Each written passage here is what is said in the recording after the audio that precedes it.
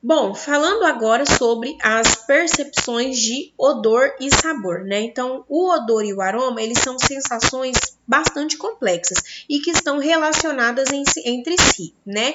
É chamado de aroma a sensação global que é a interação entre o gosto e o olfato. Então, o aroma é a combinação dessas duas sensações.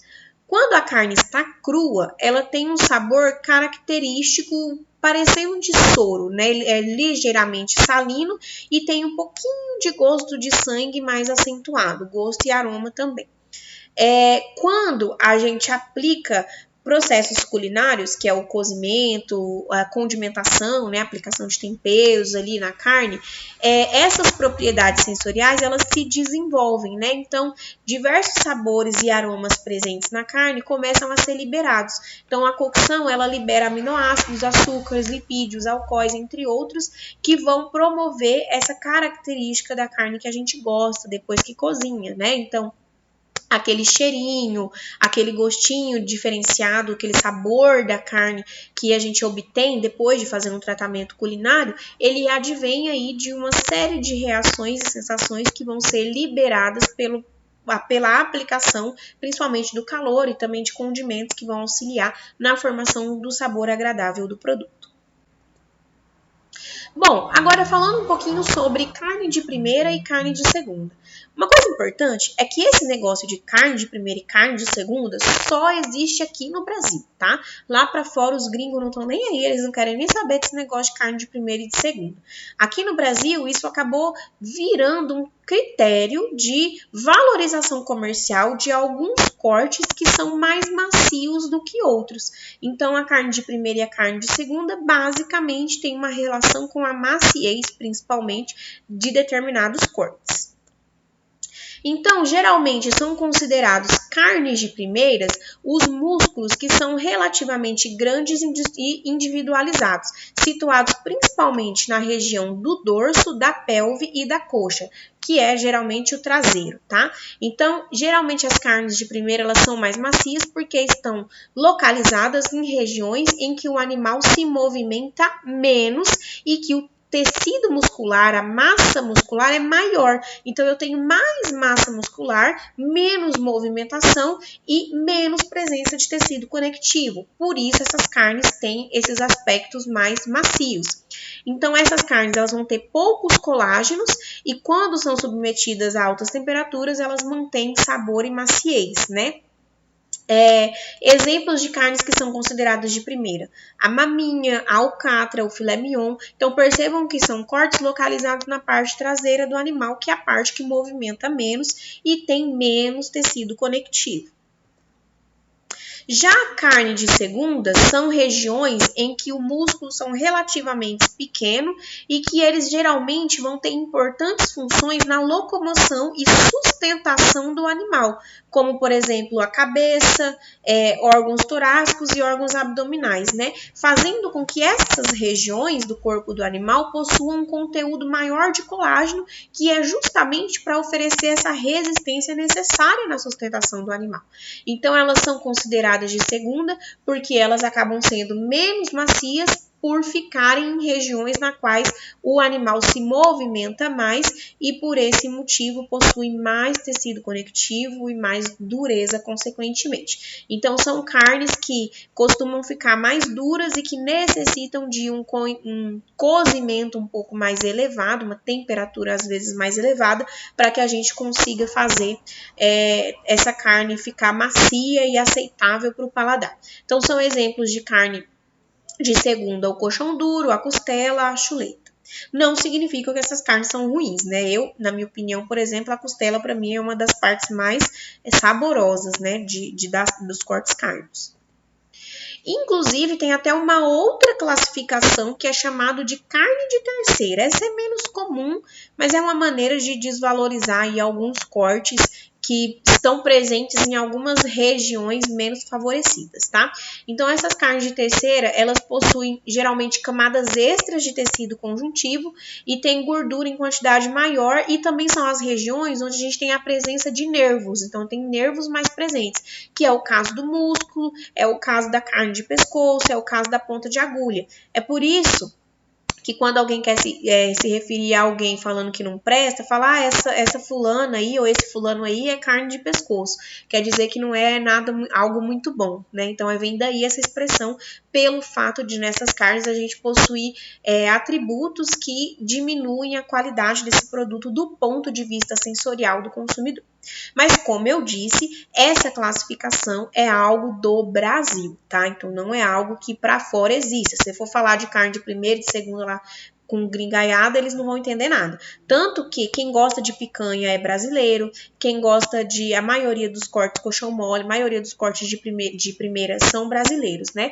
Muitos dos países lá para fora, eles compram do Brasil, o Brasil exporta muito a carne de dianteiro, que seria considerada ali a carne de segunda. Então, os países da Arábia Saudita, os países muçulmanos, né, aquele povo lá, eles gostam bastante da ponta de agulha, né, gosta bastante do dianteiro inteiro. Então, é muito exportado lá para fora essas carnes que acabam sendo não tão valorizadas aqui no Brasil, justamente por essas questões. Então, e isso de carne de primeira e de segunda eu trouxe aqui para nível de conhecimento, mas saibam que é questão de perfil do consumidor brasileiro mesmo, que acaba valorizando mais ou menos um pedaço de corte, tá?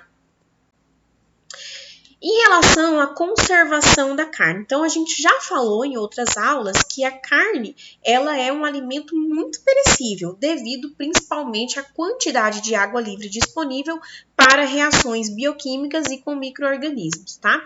Então, por conta disso, para que a gente consiga ter uma durabilidade maior de uma carne, a gente precisa aplicar algum método de conservação.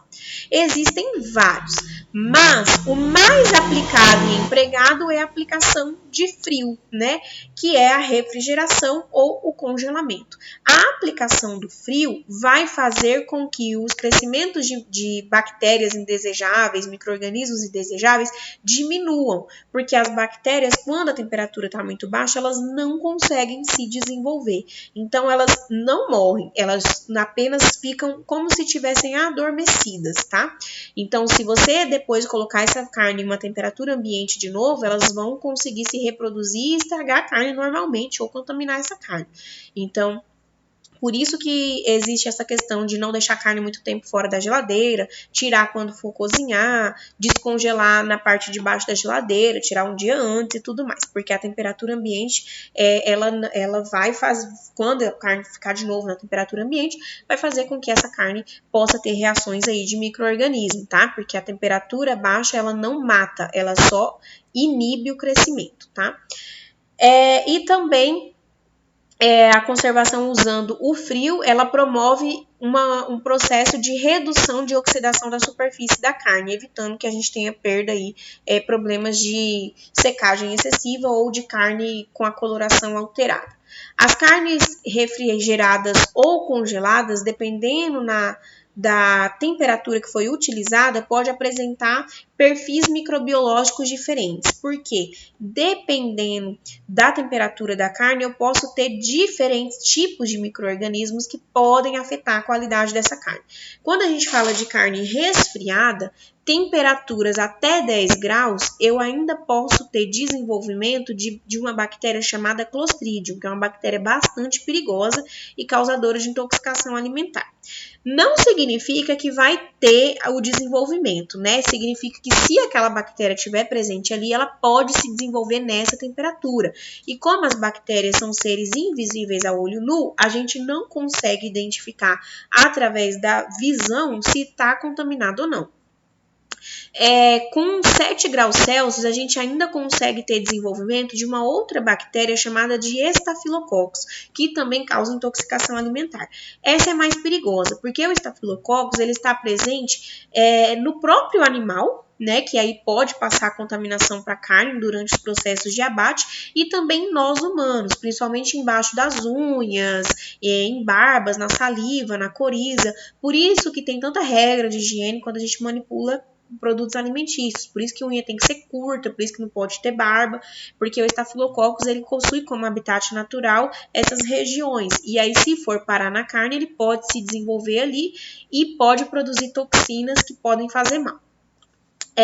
Com 5 graus Celsius, a gente também pode ter desenvolvimento ainda de salmonela, que dependendo da espécie animal, pode estar presente ali por ter vindo naturalmente do animal, como por exemplo a carne de aves. E abaixo de 5 graus, a gente não observa crescimento de bactérias que podem causar qualquer tipo de intoxicação alimentar ou afetar a qualidade da carne de maneira geral. Então, por conta disso, geralmente é recomendado que a carne seja refrigerada abaixo de 5 graus, apesar de a maioria das legislações e dos estabelecimentos armazenarem a carne até 7 graus, tá? No congelamento da carne, temperatura de menos 15, a gente tem o início do congelamento da carne. E na temperatura de menos 8, a gente não tem mais crescimento de nenhuma bactéria que faz mal para a carne. Na temperatura de menos 10, a gente não tem crescimento de nenhuma levedura, tá? Porque bactéria é um micro-organismo, levedura é outro. E tem leveduras que podem também estragar a carne, elas são um pouquinho mais resistentes. Então, em menos 8 eu não tenho mais crescimento de bactéria, em menos 10 eu não tenho mais crescimento de leveduras maléficas. E menos 12 eu também não tenho crescimento de mofo, porque o mofo também pode afetar a carne, tá? E abaixo de menos 12 eu não tenho nenhum tipo de crescimento microbiano. Geralmente, a legislação brasileira diz que as carnes devem ser congeladas e comercializadas congeladas em menos 12 graus para mercado interno. E caso o frigorífico for exportar essa carne, né? A empresa for exportar essa carne para fora do Brasil, ela tem que estar em menos 18. Em relação a alguns padrões que devem ser observados, que vão determinar o frescor da carne e também a qualidade da matéria-prima carne, tá? O pH. Para uma carne ser considerada com pH favorável, esse pH ele deve estar entre 5,2 e 5,8. Esse é o pH ideal, a faixa de pH ideal da carne. Então, o declínio desse pH mais do que isso, ou um pH muito próximo do neutro, que é 7, vai favorecer o desenvolvimento de micro-organismos. O limite crítico da carne fresca é um pH de 6,4.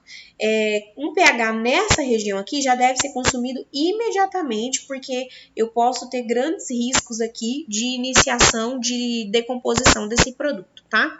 E como a gente acabou de falar, a temperatura também vai ser um dos principais pontos de conservação da carne. Então, se a gente respeitar as temperaturas não superior a 7 graus, principalmente entre 0 e 4 graus, a gente consegue aumentar consideravelmente a durabilidade da carne. Outros aspectos que a gente deve observar em relação à carne fresca são as embalagens e condições de higiene. Então, a integridade da embalagem e as condições higiênicas adequadas do transporte utilizado para transportar essa carne vão influenciar também no produto. Porque se eu tiver produtos que foram embalados errados ou que tiveram as suas embalagens rasgadas em algum momento, essa abertura da embalagem pode permitir acesso de bactérias e de outros micro-organismos que vão afetar a qualidade da carne. E a sujeira no transporte também pode gerar uma contaminação cruzada para a carne. Então, essas condições de como a carne foi embalada e como ela foi transportada também vão interferir na qualidade da carne e na conservação da carne fresca, tá? E como a gente falou, a cor ela vai variar de acordo com vários aspectos e através de colorações diferentes daquela carne que a gente já está acostumado com a coloração dela, a gente pode identificar que essa carne sofreu alguma alteração microbiana ou de rancificação, né? Que é o caso das carnes que ficam mais amarronzadas ou que ficam mais com uma coloração mais esbranquiçada, às vezes, dependendo, se for geralmente carne mais branca, né? E aí isso pode indicar falha de processamento e alterações já de decomposição desse produto, tá? Então, através da cor, a gente também consegue identificar o frescor da carne. Uma coisa importante, quando a gente congela a carne, é normal ela ficar meio marronzada na superfície, tá? Isso é porque o congelamento, ele provoca uma queimadura, e essa queimadura faz com que essa carne fique mais amarronzada. E também tem as carnes que são embaladas a vácuo, ou as carnes que são processadas e aí possuem colorações diferentes. Aí são outros atributos que é de acordo com o processamento. Aqui a gente está falando de carne fresca, que não foi submetida a nenhum tipo de processo tecnológico, nem de embalagem e nem de processamento mesmo, industrialização, tá?